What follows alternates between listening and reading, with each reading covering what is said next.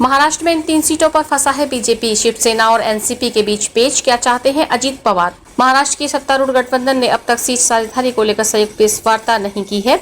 अभी भी यहां 3 सीटों को लेकर पेच फंसा हुआ है। राजनीतिक गलियारों में चर्चा है कि महायुति में नासिक लोकसभा सीट अजीत पवार गुट की एनसीपी को मिलेगी, जबकि ठाणे लोकसभा सीट बीजेपी ने मांगी है।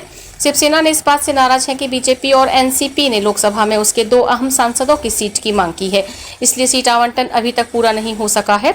एबीपी माझा की रिपोर्ट के मुताबिक विश्वस्त सूत्रों से जानकारी मिल रही है कि महागठबंधन में शामिल तीनों घटक दल एक दूसरे के खिलाफ दबाव की राजनीति कर रहे हैं। देखा जा रहा है कि अभी तक महागठबंधन में सीटों के बंटवारे की गुत्थी सुलझ नहीं पाई है। महायुति अभी भी ठाणे, नासिक और सतारा सीटों पर एक दूसरे पर दबाव बनाने की तकनीकी का इस्तेमाल कर रही है। बीजेपी की मांग है कि एकनाथ शिंदे की शिवसेना की ठाणे की सीट दी जाए, जबकि अजित पवार की एनसीपी से नासिक की सीट देने की मांग की है। ठाणे और नासिक सीट नहीं छोड़ना चाहती शिवसेना। ये दोनों महत्वपूर्ण सीटें फिलहाल शिवसेना के पास हैं, इसलिए शिवसेना इन दोनों सीटों पर अपना दाव छोड़ने से इनकार कर दिया है। केंद्रीय गृह मंत्री अमित शाह से चर्चा के बाद इस बात पर सहमति बनी कि नासिक की सीट एनसीपी को दी जाएगी।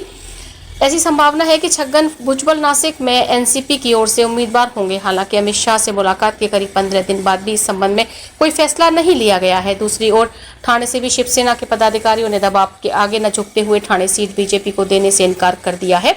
एक तरफ एनसीपी सतारा सीट बीजेपी के लिए छोड़ने को तैयार दिख रही है, लेकिन इसके बाद बदले में नासिक लोकसभा सीट की मांग की गई है।